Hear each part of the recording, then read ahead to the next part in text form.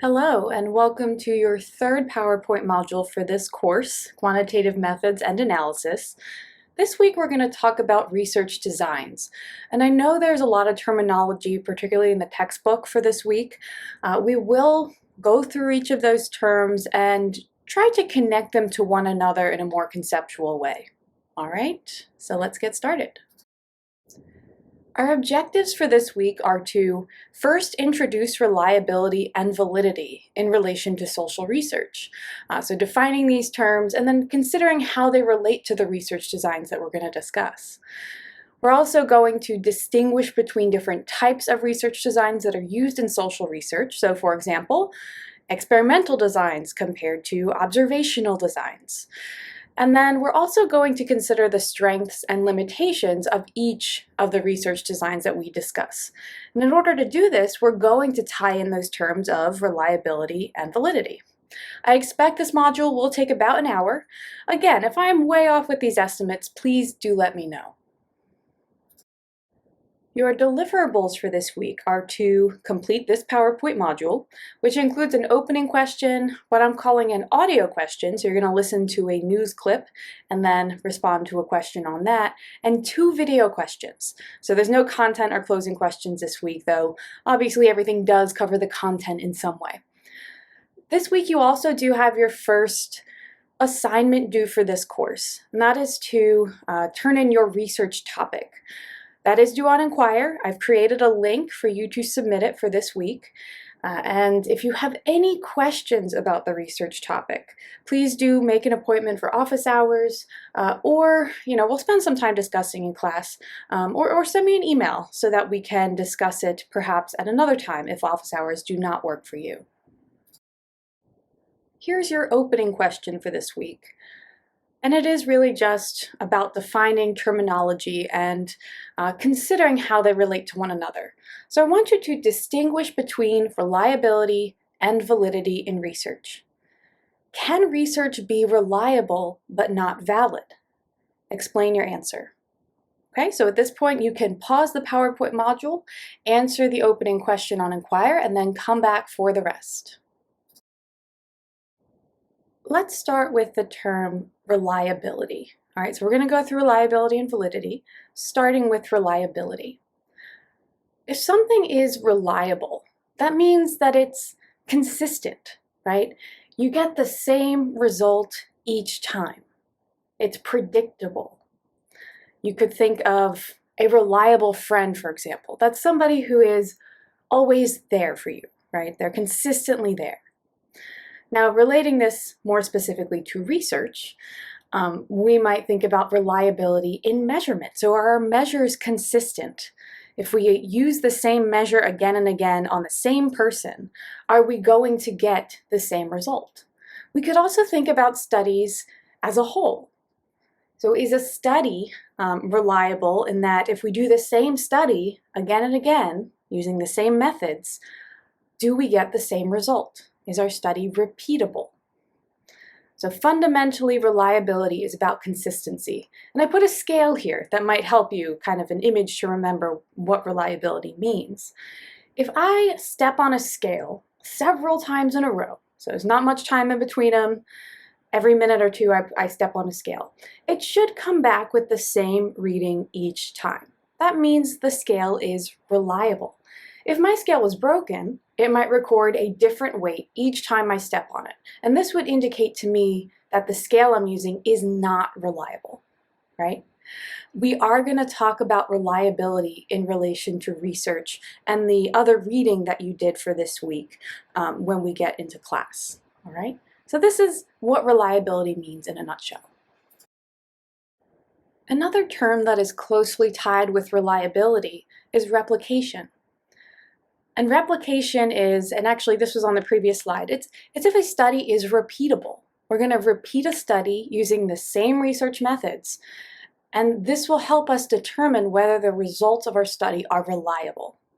And there are a number of reasons why replication is important in social research and in research more broadly.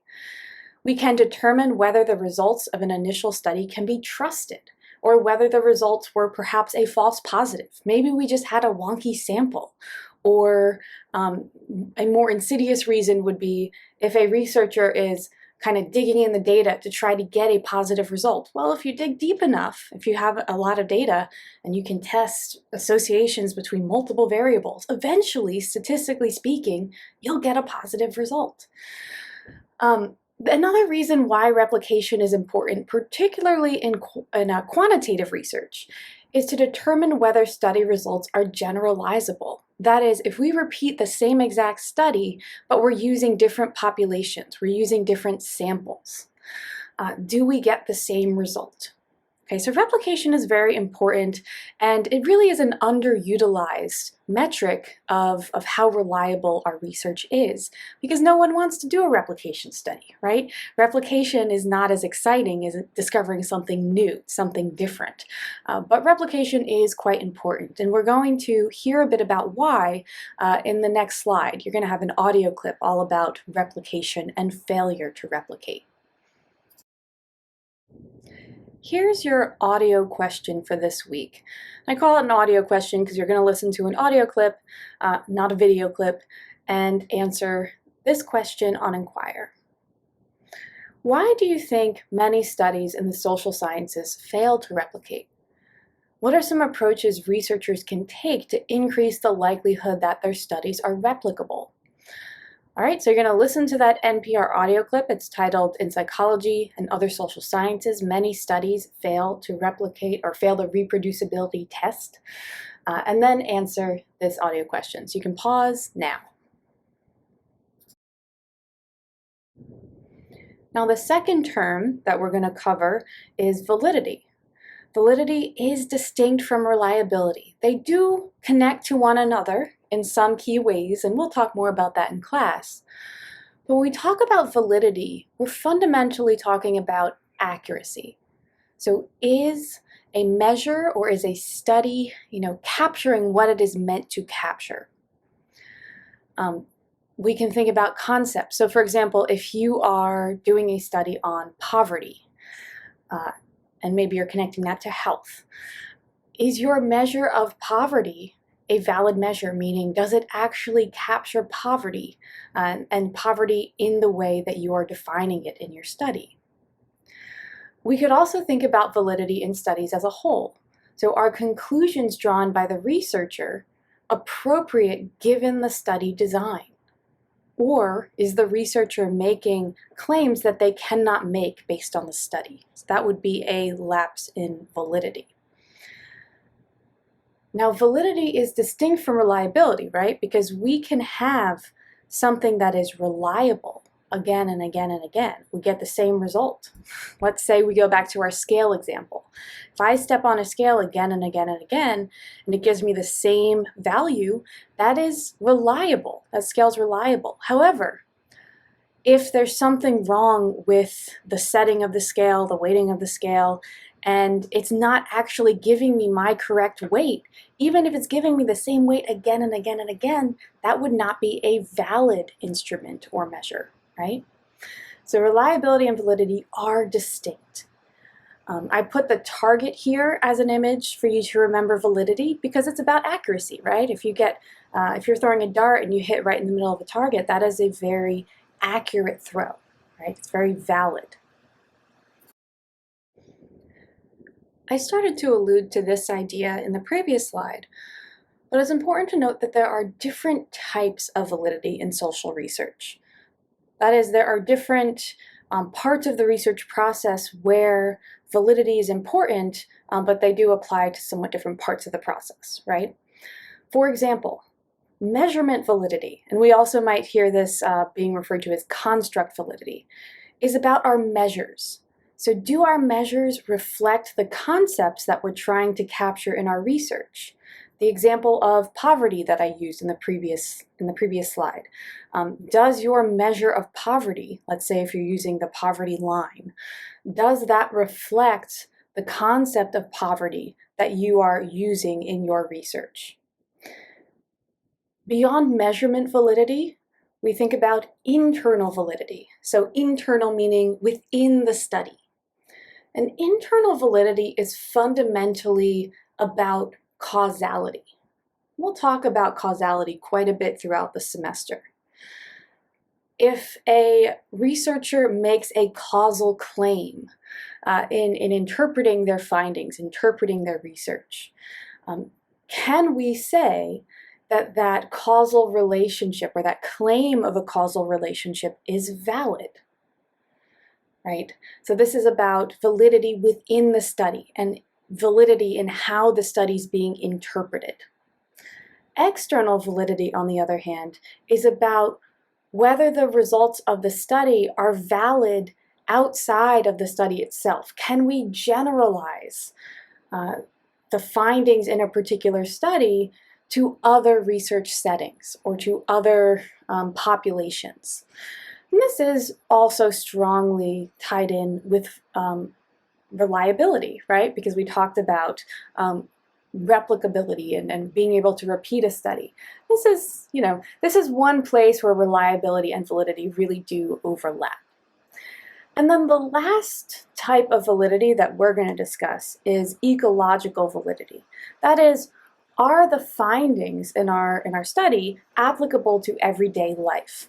One example of where you might find poor ecological validity is if you are studying a topic that is very contingent upon being in a particular social context. You're studying maybe in education and you're studying student behavior. Well, if you take those students and you put them in a lab and you're studying their behavior, given the changing context, this might not have high ecological validity because we're taking them out of their everyday lives and putting them into a research lab, okay? So ecological validity is about how our findings translate and apply to everyday life. We're going to stop there with types of validity. I believe a couple more are mentioned in your textbook, but I do want you to be able to distinguish between these. All right, so now I have a video question for you, and this relates to that concept of measurement or construct validity. So I want you to watch the Adam Ruins Everything video clip, and it's a little silly, but it is about a real example of measurement validity or poor measurement validity. The video is titled Why IQ Tests Are Bunk. That video is on Inquire. I want you to watch a video and then answer the following video question. Explain why some say that IQ tests are not valid measures of intelligence. Do you think IQ tests could be reliable measures even if they are not valid?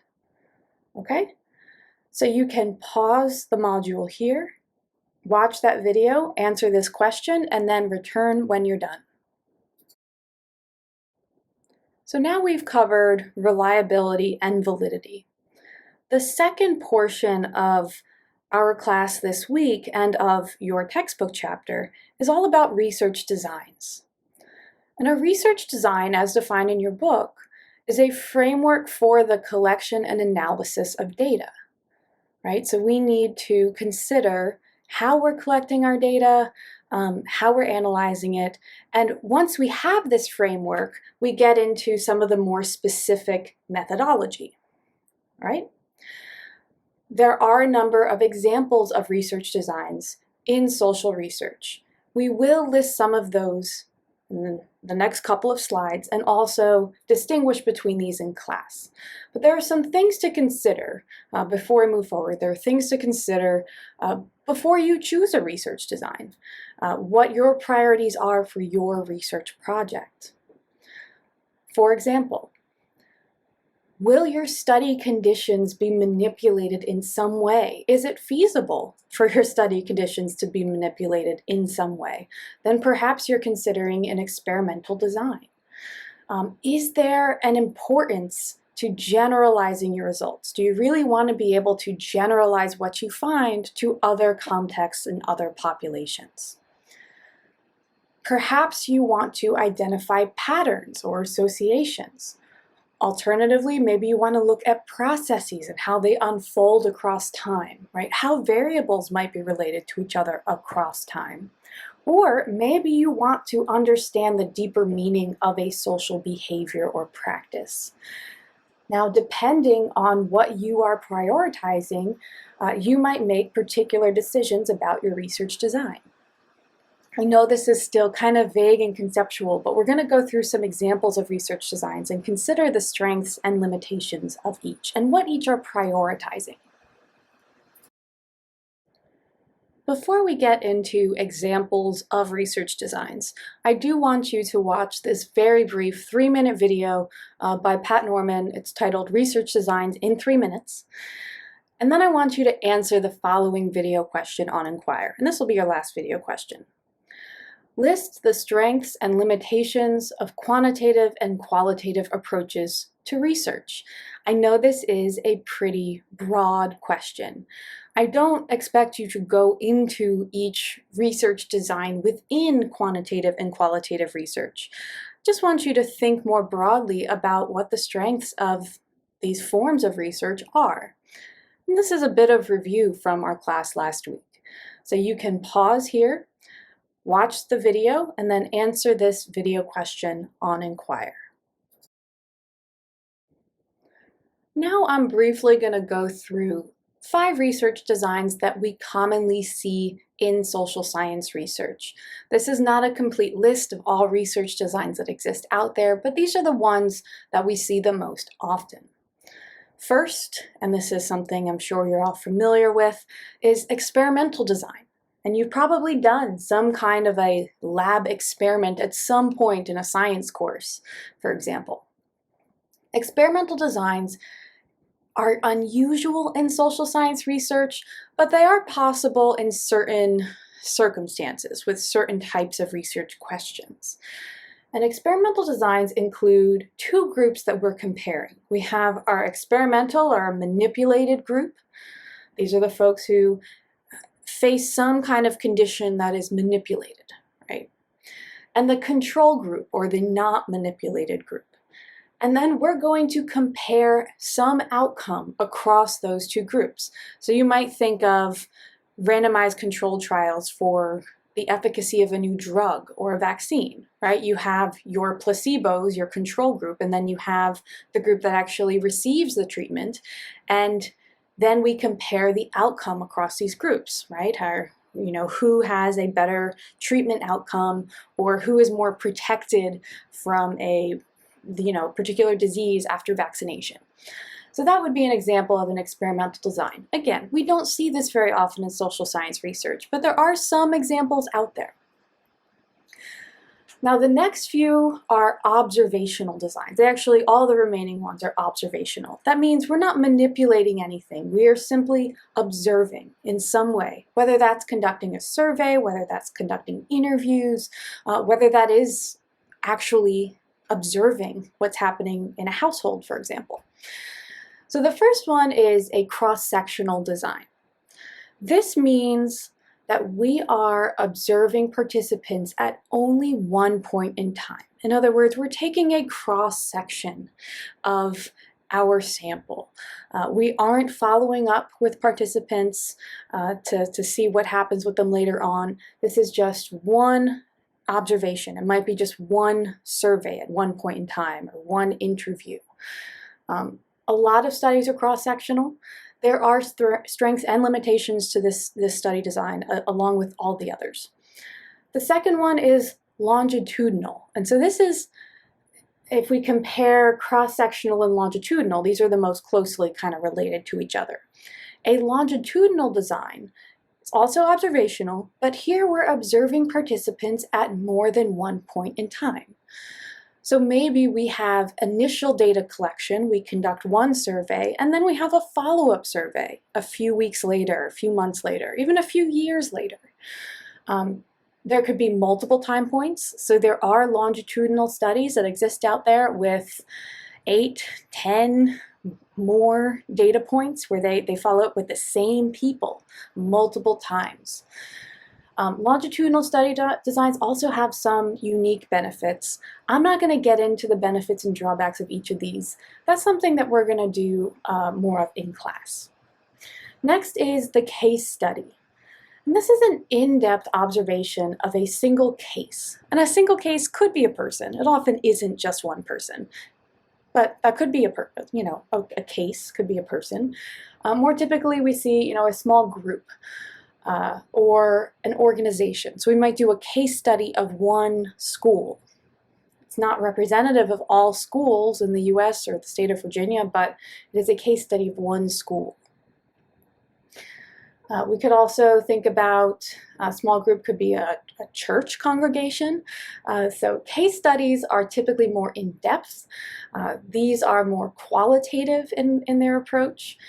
And then the last one on here is a comparative study. And this is an in-depth study of two contrasting cases. Maybe we are going to compare one church congregation in a particular denomination with another congregation in a different religious denomination. That would be a comparative study. Or we could compare two countries. Let's say we want to compare response to the coronavirus pandemic in the US to the response in Japan, for example. So we might do an in-depth analysis that compares those two cases. Now, comparative studies can be quantitative or qualitative, but the key here is that we're comparing two, sometimes we might do 3 or 4 different cases.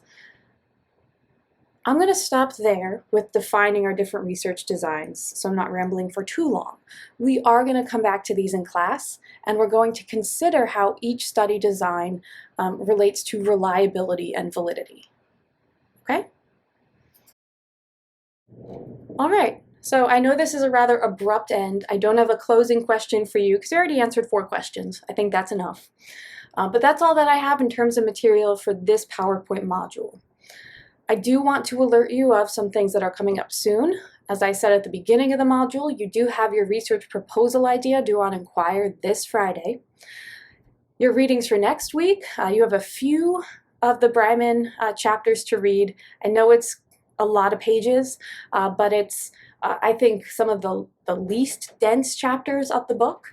So you have a few chapters, and then you do have a website to check out. It's not very long, but it gives you an overview of different types of quantitative research questions. So I think this will be helpful for you in thinking about your research projects. And then I do want to also alert you of an upcoming assignment for next Friday. Exam 1 is going to be due on Inquire. I know, we're already to Exam 1. It's going to be open book. I will post it several days in advance. There's not a time limit as long as you get it to me by 11:59 p.m. next Friday, right? So not this Friday, next Friday. Okay, that's all I have for you. I will see you in class this week.